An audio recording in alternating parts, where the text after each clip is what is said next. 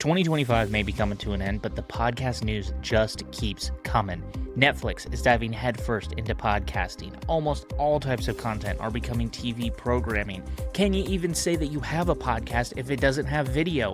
Apple's got new features, Patreon's got new features, Descript's got new features, YouTube's got new features. We're going to break all that down in this month's episode of the Podcast Industry Brief.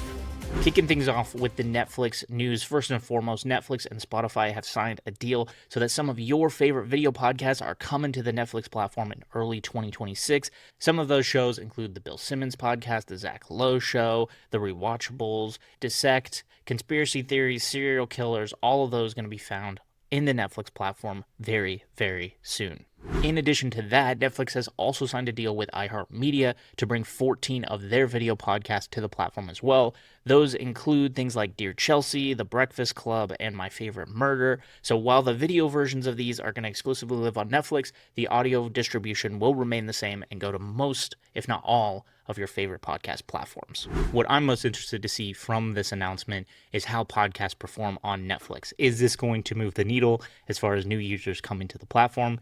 Yet to be determined. This reminds me a lot of when Joe Rogan did his deal with Spotify back in 2020, 2021, right? And moved his podcast completely, including video, to Spotify.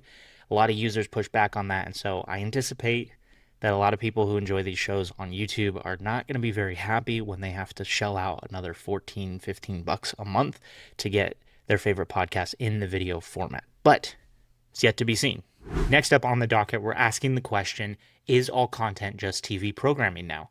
The New York Times did this great article about how YouTube has a firm grip on daytime TV. They walked us through how patterns have changed and people are now flipping open YouTube in the mornings and throughout the day to get their entertainment, their news, those types of things, and only switching to either traditional TV or the traditional streaming apps for scripted content, movies in the evening. This aligns with this blog post from the CEO of YouTube, where he talked about the biggest bets of YouTube for 2025. As we scroll down, we see that bet number 3 is that YouTube is the new television. We see here viewers are watching on average over 1 billion hours of YouTube content on TVs daily. This also is in line with a similar stat that talked about 700 million hours of podcasts being consumed on YouTube in the month of October. So yeah, I think YouTube is really crushing it in this sense. He goes on to say, new television doesn't look like old television. It's interactive and includes things like shorts, podcasts, live streams right alongside your sports, sitcoms, and talk shows that people already love. Along those same lines of interactive TV, Instagram has also rolled out a TV app for Fire TV that allows you to watch Reels right on the big screen. The nice thing about this platform is not only can you watch your favorite Reels on your TV, but it's currently ad-free, so I would jump on this quickly because that's not going to last forever. So what are my thoughts on this whole interactive TV thing? Well, I have noticed in my own consumption that I have been watching a lot more YouTube on the big screen, okay? The app has been built out way better. There's new features. It just seems a lot more natural and enjoyable to watch it on television than on my tiny phone screen. But it's got me thinking that because so many people have become a lot more intentional with their phone time, right? It's almost become a game to use our phones less and less and less. I'm wondering if these companies are trying to, incentivize us, right, with some sparkly new tools on a different screen in our houses. Just a thought. Moving right along, let's touch on podcast players getting more on board with video content. iHeartMedia just announced that it's expanding its podcast platform offerings to seamlessly support both audio and video distribution within both the apps and web versions of iHeartRadio. If we come down here just a little bit more, we see that when this video feature launches, creators will be able to upload their podcast episodes, including full-length video versions, through their standard RSS feeds for seamless distribution in the iHeartRadio app, the #1 digital radio service, which also includes access to millions of podcasts. We can see here in this quote from Bob Pittman, who's the chairman and CEO of iHeartMedia, while audio remains the backbone of the podcast medium as well as its primary source of audience connection and the reason for the industry's explosive growth, video podcasting is now emerging as a completely separate and incremental form of audio in the same way that podcasting evolved as a new layer on top of broadcast radio. In a similar vein, the podcast platform Fountain FM put out this article saying it's time to make video podcasting open. As we scroll down this article, we can see why video can't be ignored, and they talk about the status quo of the RSS feed and how that needs to evolve to support video so that podcast players that do want to have video platforms on them don't have to be closed gardens. So how do I think this all shakes out? Well, I think video podcasting is inevitable. It's already here. And if the major platforms are not already supporting it, they very soon will be.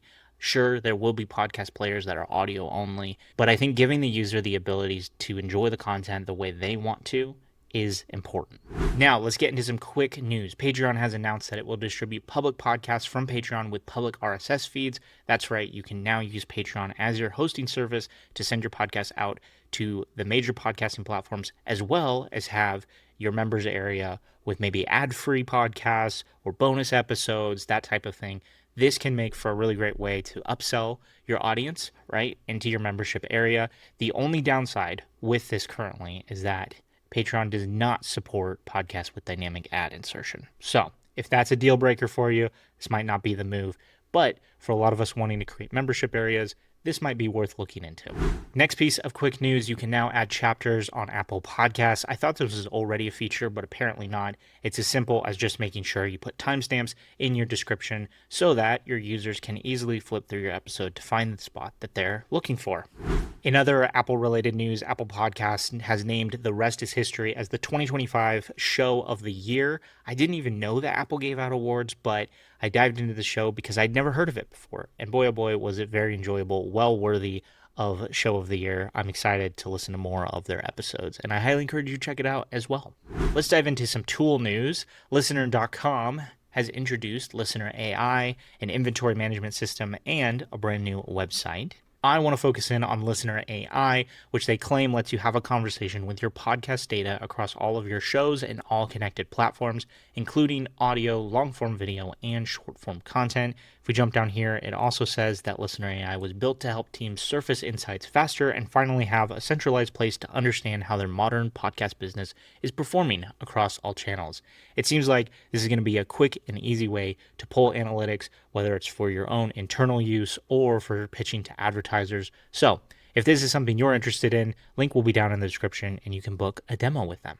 Descript also had some big updates recently, including not only a bunch of new languages to translate your videos into, but the ability to translate your video and apply lip sync to that new language. They also added the ability to save your Underlord prompts, right, their Vibe editing prompts, as templates to be used on other projects. And they added the ability to extend your AI-generated videos with a prompt using Gemini 3 and Nano Banana.